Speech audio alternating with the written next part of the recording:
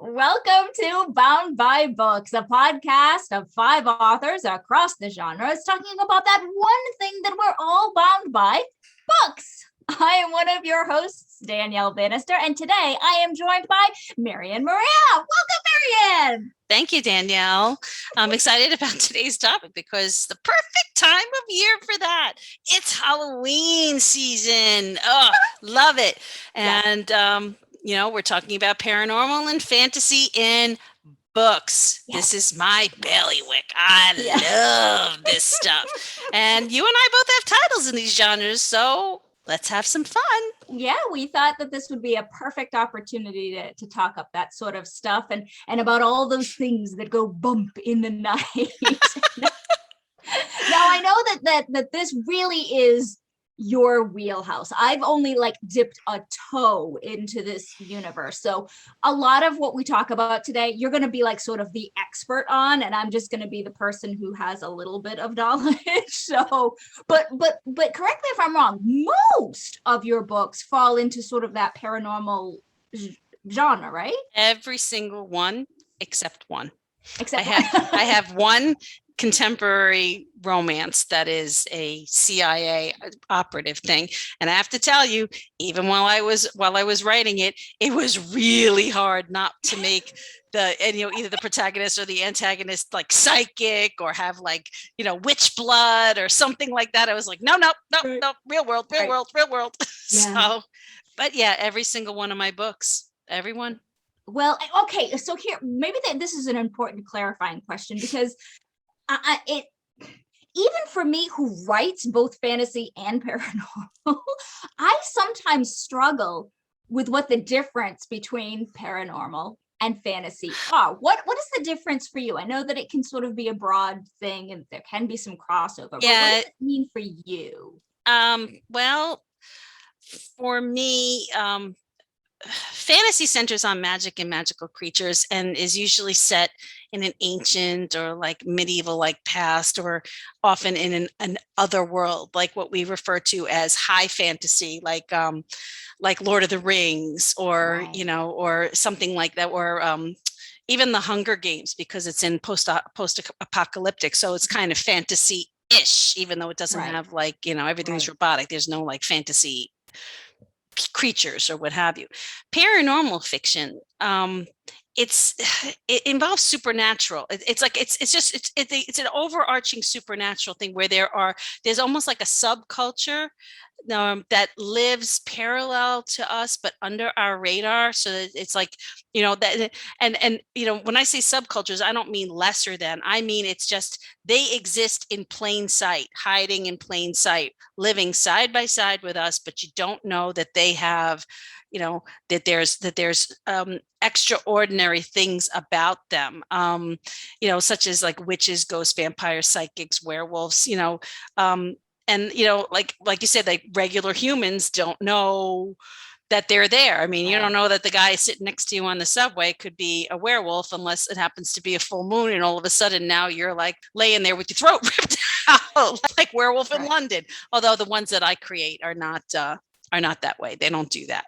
They're not ruled by the moon. They're more shifters than werewolves. So what about you? What do you think? And let's talk about overlapping genres, because I mean, in my warped mind, fantasy always means something either ancient or sort of futuristic. For whatever reason, that's where my brain sort of goes, is that if it's not of this current time, which is totally not true, because you could have a fantasy that is set in modern times, but that's just sort of where my brain lumps to. And where paranormal stuff, it feels to me like it's stuff that could happen. It feels like it's a more believable thing that there might be vampires walking around us than absolutely. Whatever.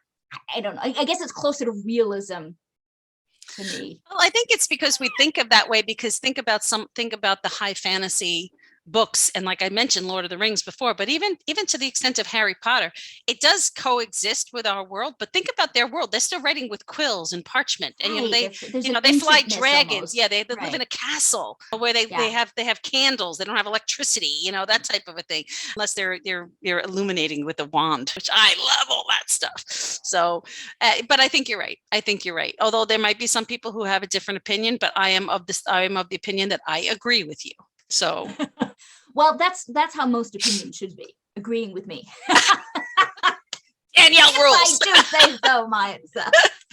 Now, what is it to you? Because this is your genre. This is, the area that you thrive in. What is it about sort of paranormal and fantasy topics that make you want to keep writing those projects? It's my love of the what if. And you'll probably hear me say that a lot today. What if? It is what lives beyond our ken, beyond our understanding, and that titillates stimulation, and imagination, and all kinds of other things that could make our bodies tingle. Oh, That's the other world calling. this is a paranormal reality. This wouldn't have happened in fantasy, but it happens in the paranormal reality. Calling. That could have been, your witch leader calling to tell you something, right? It's a spirit. It's my spirit guides. they're telling me not. They're telling me to stay on topic. Come on with that. They speak softly but carry a big glowing stick. Right. Well, it's funny because for me, fantasy and paranormal were two genres that I stayed far away from when writing. I did not want anything to do with either of those genres. I was a romance writer. That's what I knew. But when I was working with an author friend of mine, Amy Miles, who writes fantasy, and she and I talked. We talked just about every day about writing and stuff. And she writes primarily fantasy, and I write primarily romance. And we thought, well, wouldn't it be fun to try to mush those two genres together if we had a fantasy character and a human character who aren't supposed to see each other, aren't supposed to connect, but do?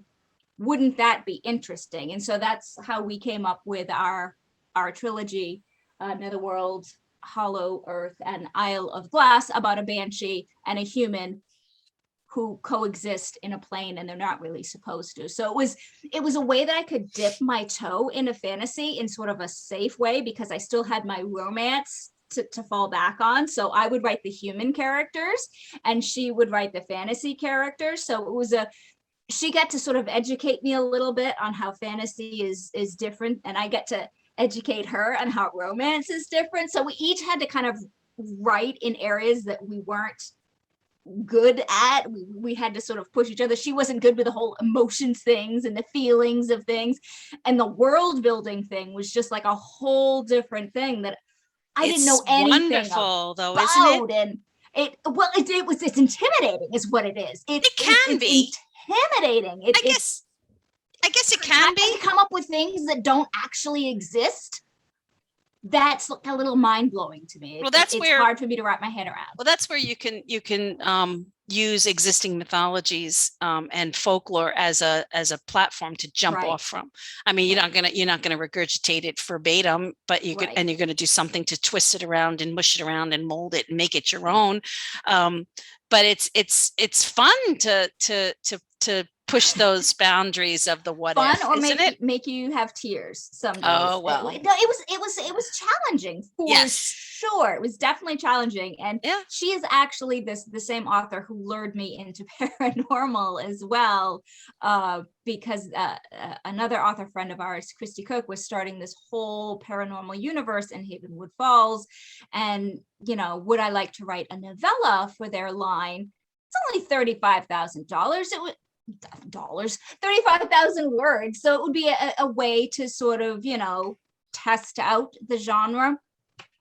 Wow. Well, is it hard? It's hard. I don't know how you do it. It's hard. World building is my favorite thing to do in the universe. Creating universes, creating mythologies and things that fit what my characters need in order to exist, but like I said, they exist side by side in all of my books. They exist side by side with humanity. Yeah. So, Yeah. our world is their world. It's just their world is our world on steroids. You know what I mean? Right. There's a lot of Right. things that they have that we don't, that as this human wishes we did. So, Right, right. I and- mean, I totally get the appeal. It's a great way. It's an easy step to make in terms of escapism, because you have these elements that are sort of like you can recognize, the environment that you're in, but then there's a touch of the, well, that is not right. That's not normal. And it's an easy sort of gateway into escapism. Where yes. fantasy, I think, requires you to take a little bit bigger leap. Yep. Paranormal is more of a just take a step through the door. Yes. I mean, for know? me, the step into complete fantasy happened with my Vela story. It's called A Leap of Fae, and I've only got 4 episodes up because I've been very remiss in writing it.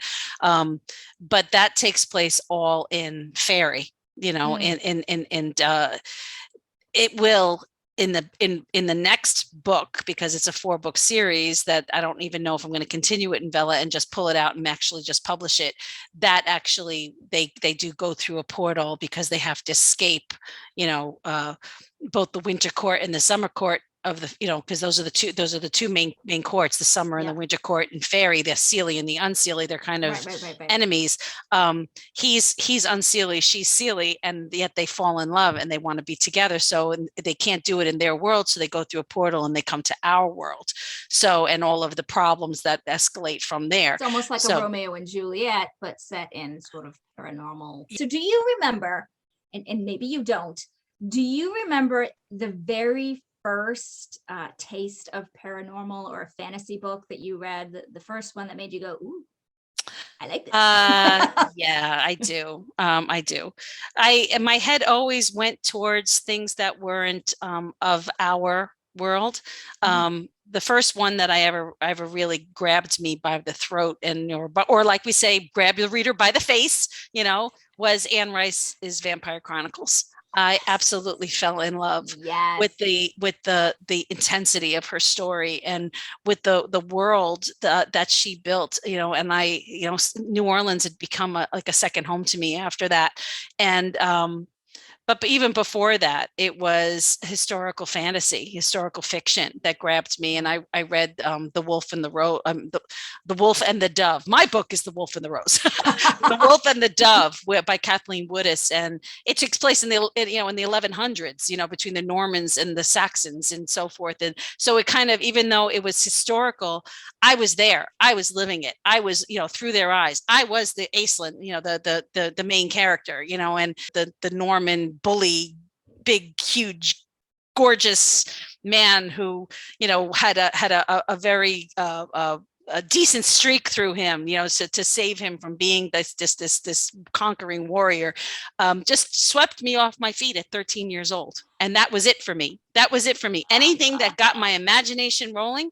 So, but it was even before that. I mean, I had talked about this in one of the other things where I started watching Dark Shadows when I was like 5 years old. And it wasn't like on purpose, 5, 6 years old. I mean, it's not like I went to the television with the old fashioned clicker and turned it on. So much. My mother used to watch it along with my aunt, who used to be, we lived in a, in not a small town, but everybody kind of knew each other, where it was. And they would be sitting there doing what housewives did in the 1960s, folding laundry with a cigarette hanging out of their mouth, and with their cup of coffee. And they'd be folding their laundry, and they would put Dark Shadows on in the afternoon because it was a soap opera.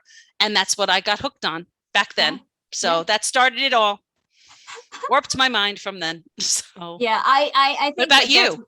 Yeah, I think that's where I started to, not with Dark Shadows, but with the Vampire Chronicles. I think that was the first time that I was introduced. I mean, of course, I knew like vampires, and I knew about them, but I think it was the first books that I had ever read that were about, something sort of beyond the normal. I wasn't a huge reader until I became a writer. So I can't say that, I grew up with a bunch of books. I think that's an oddity. I think a lot of authors grew up as readers, and I didn't. That I is only an read the oddity. books that I was assigned, Oh, and wow. I didn't mind like writing in class, but it wasn't something, but I was a theater kid. So I was getting my creative outlets filled, I Yeah, think, in other absolutely. ways. So Yeah. I didn't need that outlet because I had it just getting up on the stage. Um, I wish but I now had the balls to do I that. read all over the place. I don't even read in just one genre. So Yeah. I'm all over the place with what I read. If it's a good title, it's a good book, if it looks like it's something that would appeal, if there's romance in it in some way, shape, or form, I'm there. Yes. Uh, even if it's, something that's not a romance book, you can have a thread of romance in something and you still have my attention. Well, there are tropes in everything, that's for sure. Yes, yes, yes. I think when I was a kid, I think probably the only books that I read as a kid were the Christopher Pike books. Did you ever read any of those? He No. was a horror writer, and I don't read horror. That's like probably one of the only genres I read, but yet as a kid, I devoured all of those books. So I was probably messed up as a kid because I read those books, and now I can't read and I can't watch horror because I am a wimp. So why I decided to write a paranormal book about ghosts when I am terrified of ghosts, I Are have you? no idea. I have no idea. If I even thought there was a ghost in my house, I would have to move. Oh. I don't want to know. Stop it. I don't. So, but that's what I decided to write about. Maybe if I wrote about the thing that I was scared of, it would give me power over it. It did not. I love It the did idea not. of, I still do not like ghosts or ghost stories or movies about ghosts. I don't. see Go ahead. now, I just sold my house and I was when my husband I and I have just know. bought a house, right? And I have to tell you, I gravitated towards all these old historic homes. I'm sure you And did. there was one that I absolutely fell in love that was right next to an old, like a historic graveyard. And I was just like, we have to go look at this house. And my husband's like, no. And I said, why? I said, it's perfect. He goes, yeah, it's perfect for you, not perfect for me. And I said, why? What have you got against the fact that we may have to share our home with somebody who was there before us, or maybe some spirits who decide to wander Right, in from the right. ground? He says that, he goes, they don't bother me so much as long as they're not malevolent. He says it's the fact that I'd have to replace all the wiring and the plumbing. So yeah, I Well, didn't that's get. a valid point. That's a Yes. valid So point. That's a valid I point. didn't get my historic house with a resident spirit, which is something that I would absolutely love. Right. So I mean, Right. I Well, keep my. you might. You never know. It's, Have faith. yeah. Now, we were talking a little bit about tropes earlier, and just as with any genre, there are tropes that are within every single genre. Is there, since this is sort of your wheelhouse, is there a trope that you love in paranormal or fantasy writing, and or one that you hate? Um, I love it and hate it at the same time. I mean, tropes are a necessary evil. They Mm, are. yeah. I like the enemies to lovers one because I tend to write my female characters to be a little bit like me, a little bit snarky, a little bit like, what the fuck, like yeah, that type of, a little bit feisty. Okay. Right. So the enemies to lovers things kind of fits that feeling. Um, the one that I absolutely hate is, and I hate to say it, but I have done it, is Secret Baby. I do. I Uh, hate the Secret Baby one. That's just like, but I think there's a place and time for every single one of these tropes, and sometimes your stories that speak to you, they call for them. And a book can have more than one trope going on, just like it can have sure. more than one plot going on. There's always a subplot and sub characters or something Yeah. else, and there's always Yeah. something that can go on. What about you? Well, it's funny. I guess I shifter books are hard for me, and I know you've written some shifter books. I think it Lots. depends on the way that they're written. Sometimes shifter books to me don't feel like I don't buy the shifting. Like I don't buy the mechanics of it, and so it's hard for me to believe that something happens because the way they have described maybe the shifting process. You and I doesn't can't be feel friends like anymore. it. You know that, right? That's it. Our friendship is done. That's it. We're toast. We're toast. So I guess it depends on how it's written, but I guess that's one that I have a harder time grasping onto.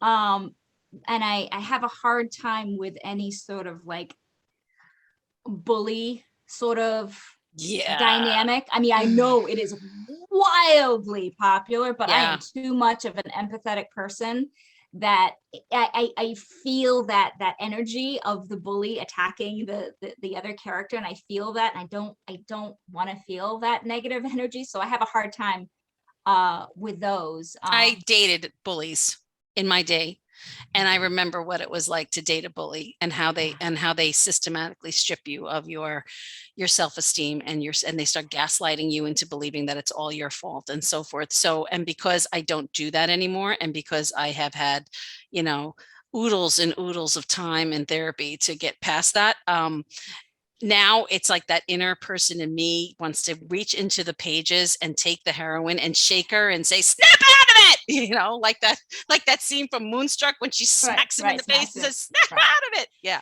Right. And I don't begrudge anybody who wants to read a bully romance. It is wildly popular, and I understand why people read it. It's a guilty pleasure. I've got lots of guilty pleasures myself. So, I mean, I totally get it. It's just not something that I...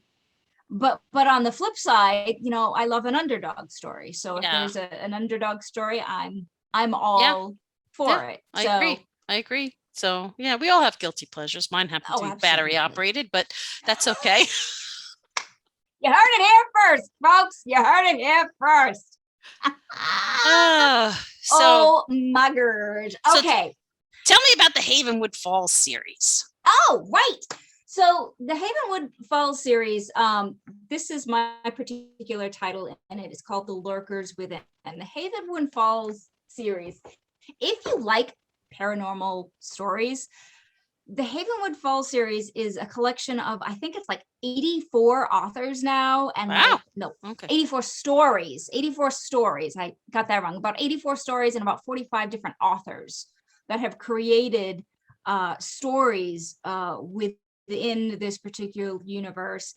And there are 4 different types of books. There's their main line, there's Havenwood Falls High, which is like high school sort of stuff, so Academy, paranormal stuff that's happening at the high school level. There's a legends category, so it's like sort of how the town came to be, this sort of the histories, if you will. And then there's a Sin and Silk line for those who like a little bit of the suspense in their their reads. But it's the same fictional town that all of these 45 plus authors write in. So there's one town that we all have to familiarize ourselves with. I think mine's number 17 in the book. So there were 16 books ahead of me that were already written, that were already had started to establish the world and establish the businesses and establish the characters. And so my story had to incorporate things that already existed, characters that already existed, and yet be a standalone, so that somebody just coming into the universe could pick it up, get introduced to the town of Havenwood Falls and the paranormal players in it, and leave the story and choose to go back and continue and do a reading order. So it's only, like I said, 35,000 words. It's a short novella thing. It should have been something very easy to do when you're used to writing things that are 60, 70, 80,000 K. It was the hardest book I've ever had to write because there's so much collaboration that needed to happen. You weren't really in control of a lot of stuff. You had a lot of parameters, but yet you also had to create a fictional character that could logically exist in a universe that was already created. So it was a challenge in terms of research and in terms of collaboration. You had to make sure that the characters that you were using actually would speak that way. So we would, have to share our dialogue with the other authors and go, does this sound right? Would they say it like this? So it was a huge collaborative thing. But if you like a paranormal thing, if you like to see, humans interacting with witches, with vampires, with shifters in a small little mountain town, you've got gobs of stories that you could read from this particular genre. And so from that standpoint, it was such an experience to be part of a universe that was so big that it was just wild, but it was also really hard because of that. So yeah, on top of creating a paranormal, well, you've got the world already created, but having to create paranormal characters and then keep them in line with other paranormal characters. Yeah, it's hard. It's hard. And then number 18 has to incorporate your characters and your spin into their book. So yeah, it gets exponentially harder. Yeah, absolutely. Which is why I haven't written another one, because I'm like, that's a lot of time to have to devote. There's a lot of brain space that I don't have to devote to writing another one, because holy schmoly, it's a lot. But there are several authors in there that have done many in that particular. If they enjoy it and it comes easy to them, why not? Yeah, exactly. So what's the last paranormal or fantasy book you devoured? Oh, okay. So a Fae book,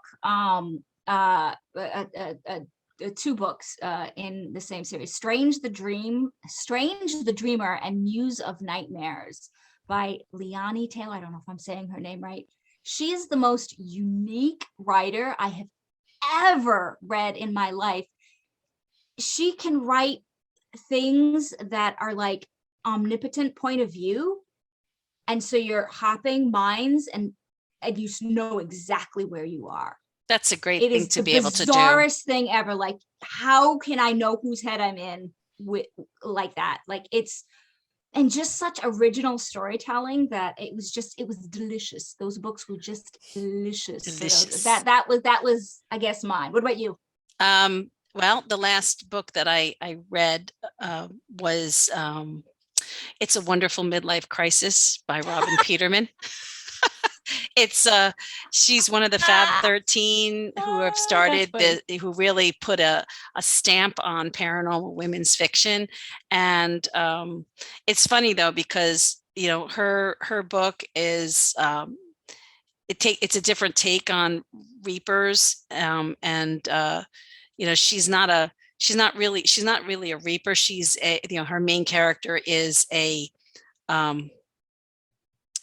what the hell did they call her? The girl's name was Daisy.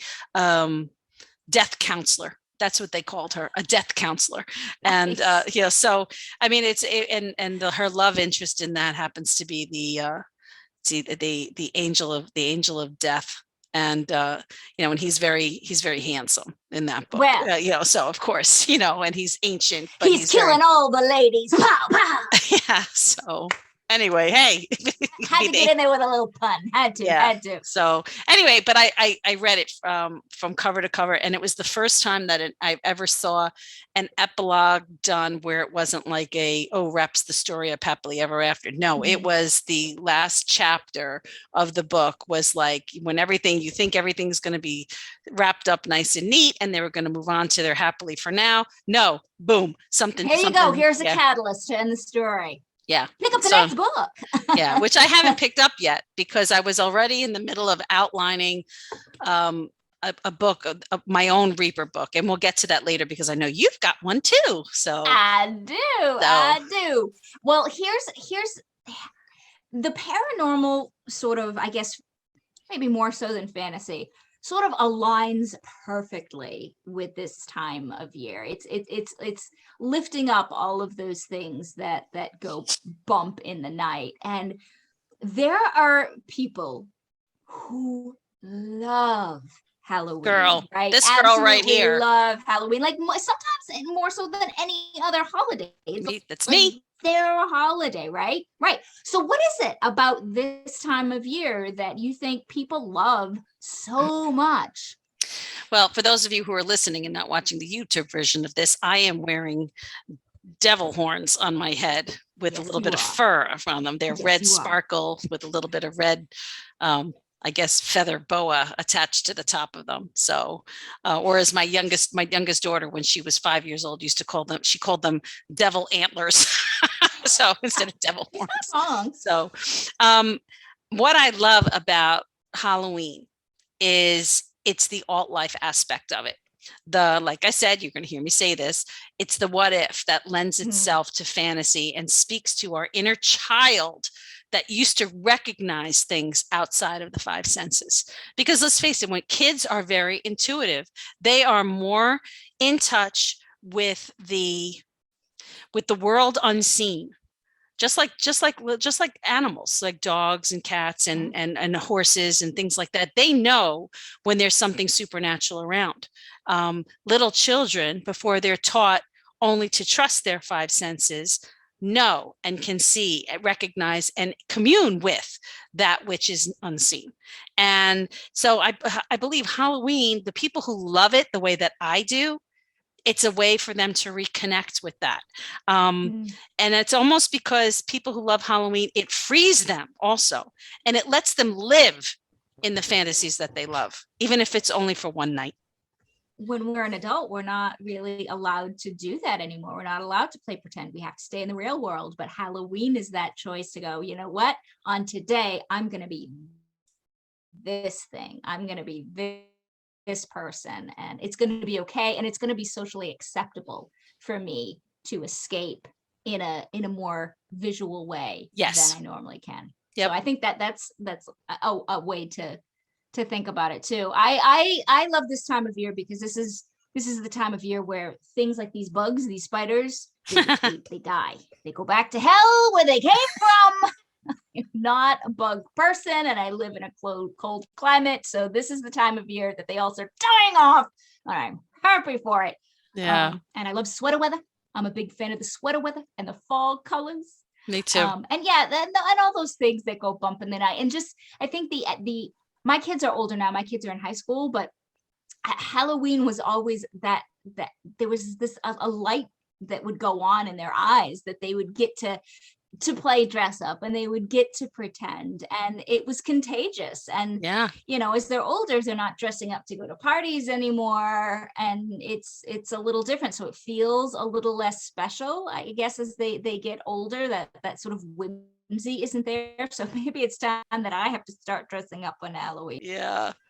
So okay, so we mentioned I want to make sure that we talk the Reapers. I think you were probably going to mention Reapers. Yep. We've both written Reapers. Tell me about yours. Okay. So my Reapers in a lot of times when you hear Reapers, you think of like a Grim Reaper with the cloak and the hoods and the scary sort of dementor looking, I guess, beings. We decided we didn't want Reapers to look like that. We wanted them to be sexy. So our Reapers look more like this guy. Ooh. They're more like warriors. They're more the sort of king's muscle. They're the ones that sort of help keep the balance between, you know, guiding the souls that the banshees bring over from the human realm into netherworld.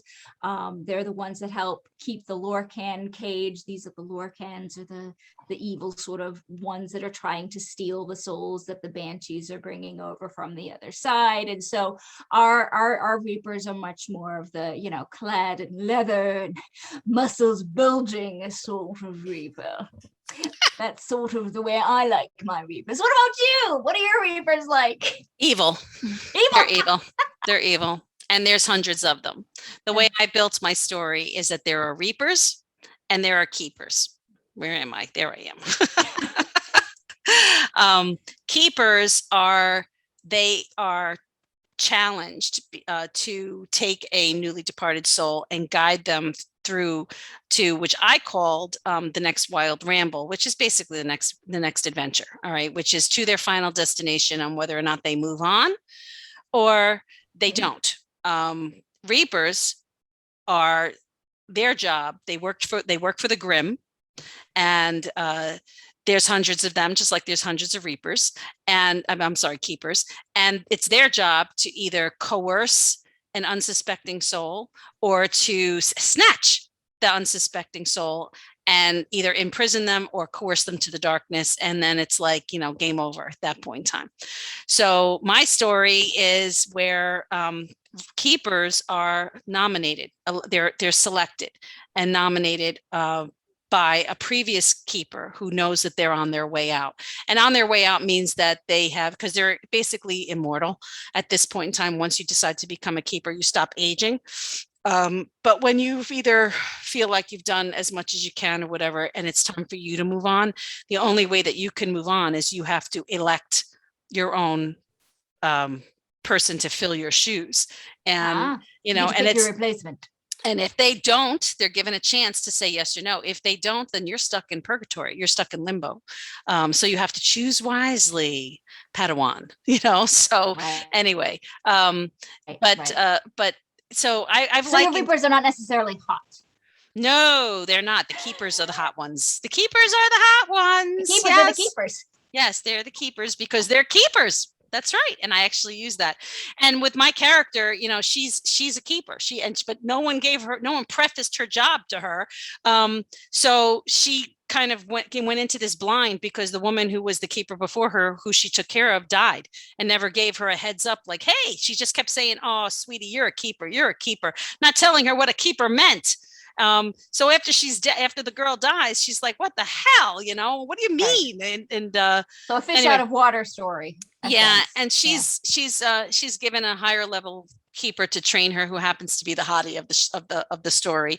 But the thing is my tagline is "Hell hath no fury, try it with hot flashes," because every time there are reapers circling that are close to her proximity where she's guarding a soul, she gets these hot flashes, and it's almost like her tell. And she's the only one that has this happen to her. And the angel of death, who happens to be the CEO of Death Central and loves pencil skirts and high heel stilettos and so forth because she's a female, and the Grim, who happens to be her sister. So you've got two sides of the same coin, one light, one dark, but they're really not. It's a combination of both. So I've created this world because I love the paranormal. So I've created this very rich world about reapers and keepers and how they came into being and what they do and how souls are categorized, and how Death Central is smack in the middle of Midtown Manhattan in an office building that you wouldn't recognize as anything other, except there's gargoyles on the top that if you're a keeper, they watch you, they turn with you, and they look at you, and you know that they're watching you watch them. So that's my story. Is that a book of, because again, you write in this genre primarily, is that one of the titles that you would suggest a reader pick up who is unfamiliar with your work? Yes, it's called the title of the book. It's a paranormal women's fiction because the main character is 40. She just had her 40th birthday, and the start to 40 is not what she expected. But it's called Jeepers Reapers. And, so if you want to pick it up, it's book 1 in the series, and book 2 will be coming out at some point in 2022, hopefully earlier in 2022 than otherwise. Nice. So, but the one book that I think I would recommend to people for this time of year is this one, Hollow's End. Oh. It's obviously, you can tell she's a witch, and my family is from Sleepy Hollow, as in the legend of Sleepy Hollow. And this is not just a modern retelling. There's 200 years of secrets and lies bleeding into the future. And Rowan and this one particular guy in her high school, they're both seniors in high school. They are, let's put it this way: the Hudson River isn't the only black thing that's bleeding into the Hudson Valley at this point. It's a wronged spirit in the graveyard who just happens to not have a head, wants justice. So, wronged spirit. Definitely sounds appropriate for this time of year. Yes, for sure. So tell me about the Reapers in the Hollowed Realms trilogy, because I know that's yours. Yeah, they're definitely they're the hotties for sure. They're the hotties. So it's their job to guard souls. Yeah, they're the warriors. They help the banshees. The banshees are the ones that are charged with sort of ferrying the souls across and protecting them from the Lorcan that are trying to devour the souls. And so the Lorcan they're working together. They're two factions of the same side of good. Yeah. Okay. They live in the same universe as the Netherworld. So when you cross through the veil between the living and the dead, you've entered the Netherworld. And so that's sort of how that, and Hollow Earth is sort of the place beyond Netherworld. It's where the Lorcan are kept, and Isle of Glass is sort of heaven, like, so it's the journey through this entire now world. I want to read it. So, but for Halloween, in terms of a Halloween read, The Lurkers Within is probably a better one because it has to do with ghosts. It involves Tasha, who is a ghost hunter, and she has been called to Havenwood Falls to deal with some pesky sort of ghost problem that the town is having.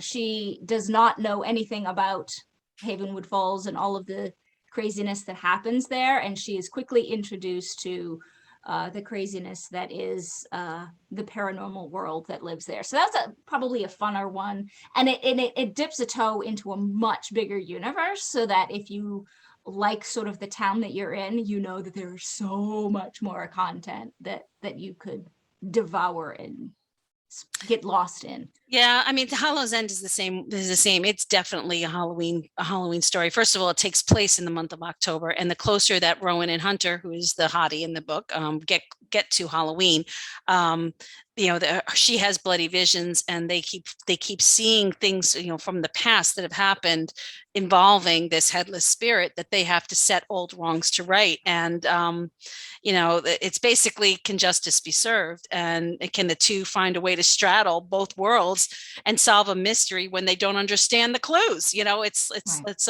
inspired by true events that happened during the American Revolution in Sleepy Hollow.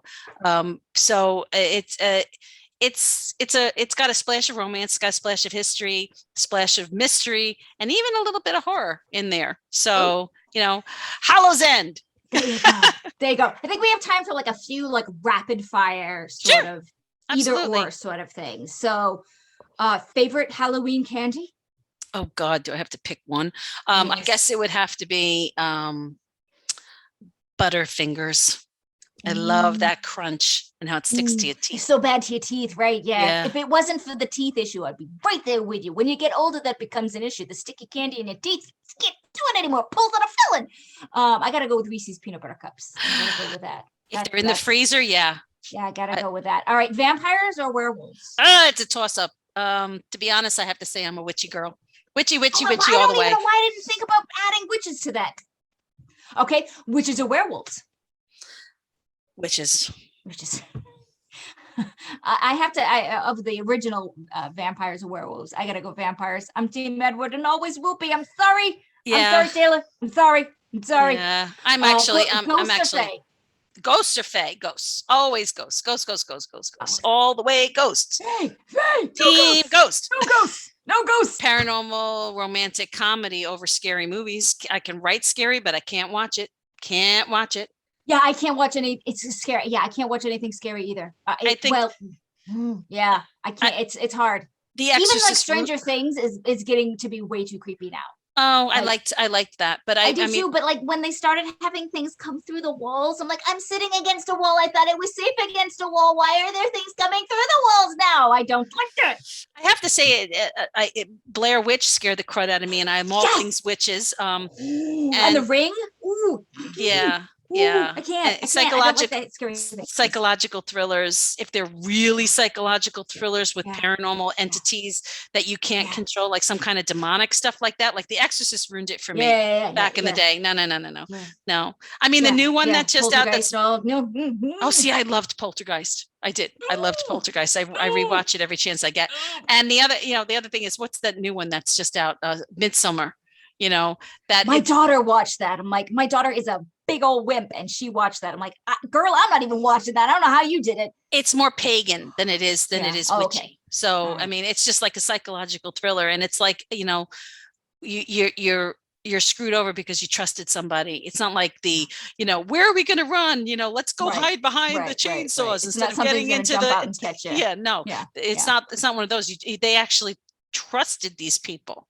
Then again, I don't know, kind of creepy. So I guess that covers everything. So, go out and get our books. No, or we'll haunt buy you. Some candy. Yes, buy some candy. Join us next week as we continue the journey of how stories come to life and make us all bound by books. You can find us. Where can they find us? boundbybookspodcast.com. Yep, everybody's listed there, and keep on listening. Wait, Before you go, don't forget to like, comment, and subscribe, and check us out on our website, boundbybookspodcast.com.